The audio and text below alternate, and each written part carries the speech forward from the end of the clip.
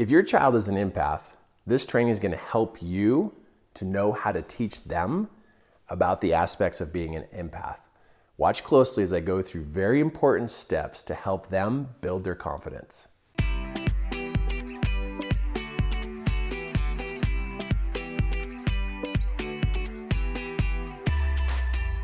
So you're noticing that your child has some empath abilities, meaning that they can sense and feel information from other people.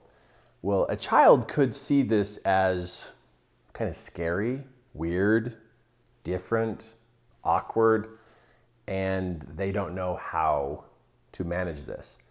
My intention right now of creating this video for you is to help you as a mom or as a dad, maybe even as a grandpa or grandma, and you are going to help this child be able to understand what is happening and help them so they don't close up on you, meaning they don't start to hide and pull away from family members.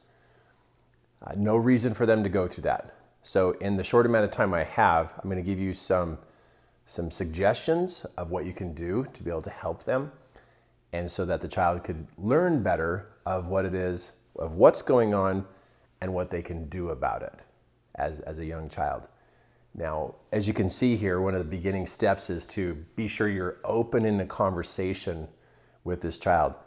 And your reactions to what they're going to share with you is going to literally make or break this open conversation you can have with them. If you overreact to the kinds of information they're going to share with you, they will tune you out and shut you off and not share with you. Now, when you talk to a child who has empath abilities, they're going to tell you things that they hear and notice, and it could to you be shocking and weird and seem almost unbelievable, but they need help. They need someone to listen to them. And so it's super important that you stay neutral and stay calm and listen. You must manage the tone of your voice, and you must manage the reactions of your face, and you also must manage your physical reactions to what they're saying. Pay attention to your body language, pay attention to your face, pay attention to your tone and the words you choose so that you are calm and relaxed as you're listening to them. Because they will continue to analyze you to see if you really are trying to help them or if they are hurting you with the information they're sharing with you. They're very sensitive to hurt. And if you act disturbed or if you act bothered, they will pull back and they will not share with you because they have no intention to ever hurt someone. Because if you feel disturbed and hurt, then they feel it and they want to cut down the amount of hurt that they feel. So your job is to be calm, relaxed, neutral as you go to listen to them. Now, here are the different categories you want to talk to them about and to allow them to open up and share with you. Let them share with you their feelings. And you might hear from them how intense it is. And in no way minimize what it is that they share with you. Whatever they share with you, don't discount it or discredit it at all. Like, oh, that's not really true. That's not really that. You're just imagining that. Don't even try to discredit or diminish what they're sharing with you, because kids in these places don't over exaggerate things, but it's going to be more than what you usually ever hear an adult talk about. So allow them to open up and share their feelings, the feelings that they feel and the feelings they feel around them. And next is to allow them to talk about different people. They probably could tell you about other people who have intense information coming from them. They probably, because an empath feels and hears information from other people. And that's in the form of words and also in the form of feelings. And so they might bring up different people about how hard it is to be around different people. And they might say that they don't want to be around so-and-so or so-and-so because that person gives off a lot of really intense conflict feelings. But be open to hearing about the people, and you have to be super careful that you now don't start judging these other people, because an empath gets inside scoops on people And a child is learning how to manage that information. They could be having some strange dreams, like lucid dreaming, like they literally feel like everything is so real in their dreams.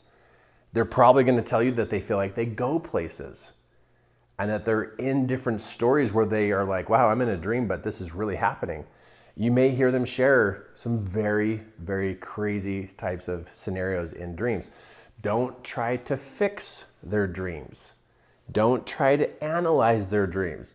Just let them share their dream with you, like what they had in their dreams. And just letting them share that information actually helps them relax. It helps them feel like they're okay because somebody could listen to them. But don't try to fix it. Don't try to analyze it at all. Just hear them out.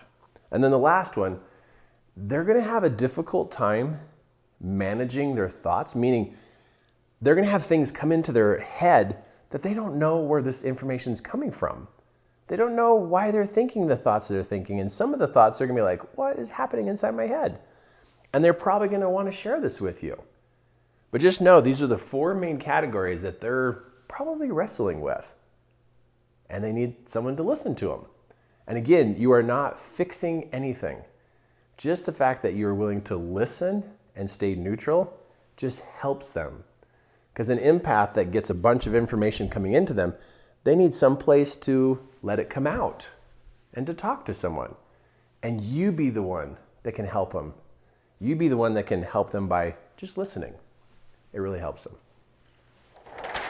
The second part with a child who is showing empath type of qualities, meaning that they can perceive other people, what they're thinking, what they're feeling, you may want to draw a picture for them, and this is just a beginning picture you can show for them, of what's happening.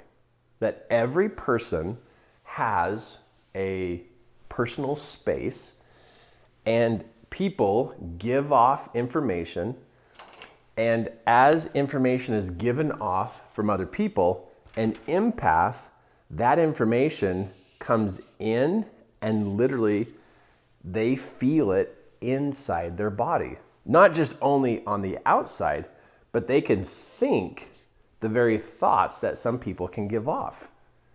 But to be able to help them know where this information is coming from.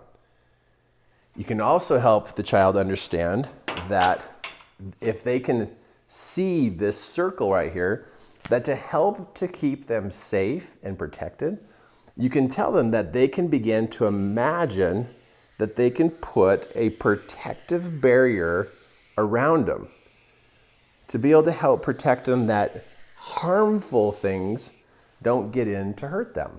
And draw the picture around them and say, okay, practice imagining these 2 green bubbles around you that stop hurtful things from getting to you.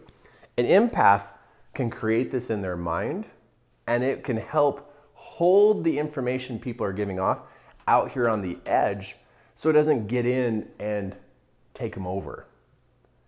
But you can draw pictures to help them understand what's going on here.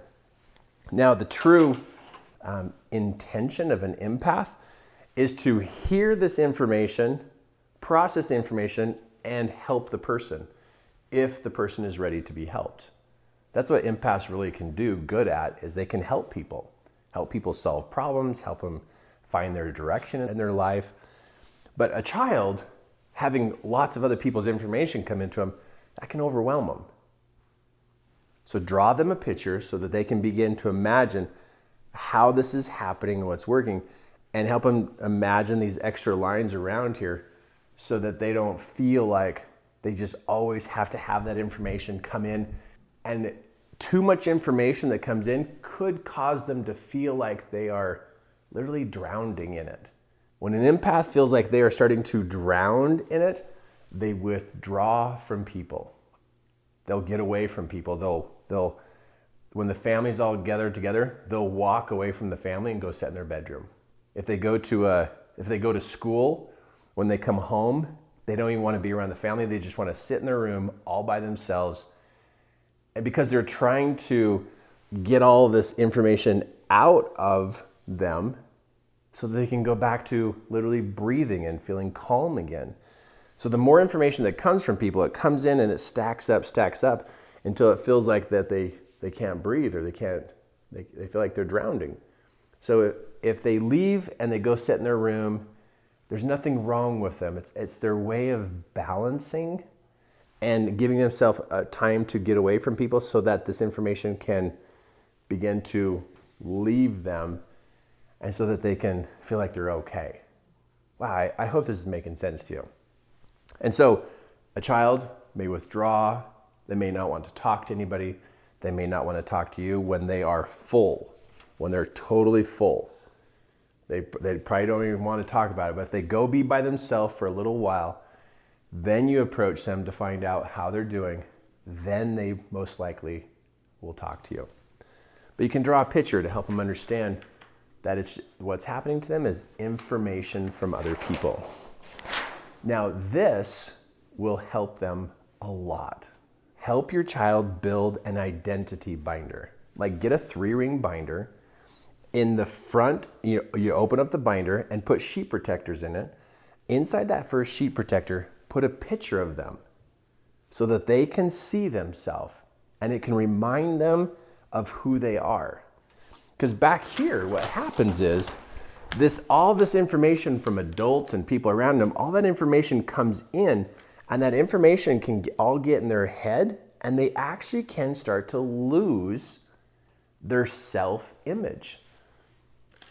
And so you build them an identity binder, and the first sheet protector, you put a picture of themselves, the child.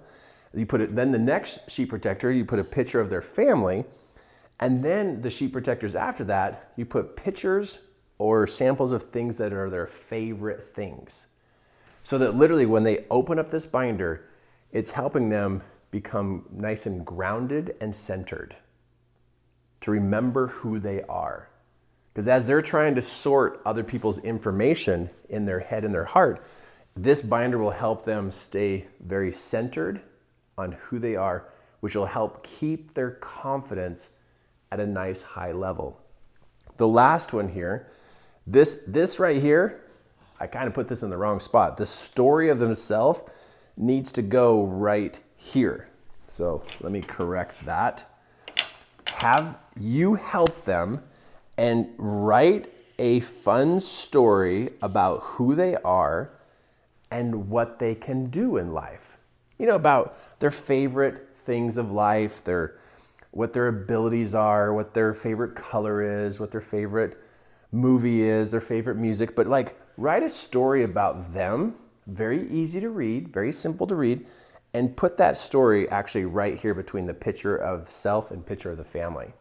And if they're not old enough to read, then you read them the story. But once they get old enough to read, then they can read it. So anything else that could go in this binder to help them feel centered.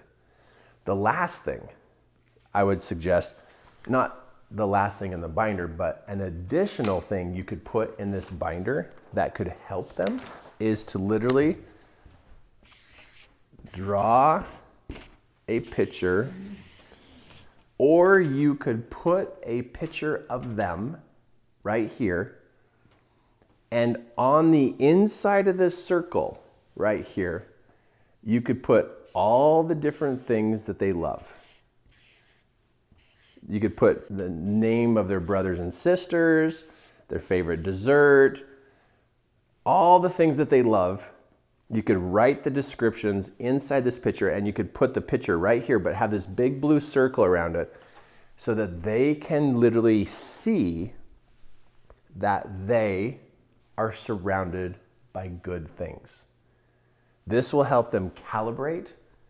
It'll help their mind visualize that this world is not a scary place. It's a place that they learn how to manage the things that are going on in life, not to always be afraid, because they're surrounded by the things that they love. Now, this is probably too much to tell you, but I'm going to give you just a tiny bit more. Around the outside of this, put the different colors of the rainbow. So literally draw another circle of one of the other colors of the rainbow, and then just keep going to be able to do all the layers of the colors of the rainbow around this picture. And this would be in their sheet protector for them to look at. It'll help them. It'll help them feel safe. It'll help them feel protected, and it'll help them see that all the things that they love are right here around them. So my intention of sharing this with you is I've met kids who have empath abilities, and I've shared similar instructions with them. And in a very short amount of time, they got back to talking to their parents, open conversations with their parents. They began to learn and notice how to manage their thoughts and their feelings. And it really helped them. It really helped them so that they weren't scared and worried about the life that they have here. And so I hope that this helps. And maybe this is not your child, and maybe you just clicked on this video because you're curious. But you might run into a child who says that they have a lot of thoughts and feelings going through them that they don't know where they're coming from. And now you could help them. Help them get their life organized so that they can do something about it. I really hope that this helped. I hope that this training here helped you in helping your child to be able to be stronger and more confident about their gift and talent that they have. Now, something I really want you to seriously consider is clicking on the link below to a program called Master My Thoughts. This program is an additional training course to be able to help your children to be able to manage what is going on inside of them and manage what is going on around them.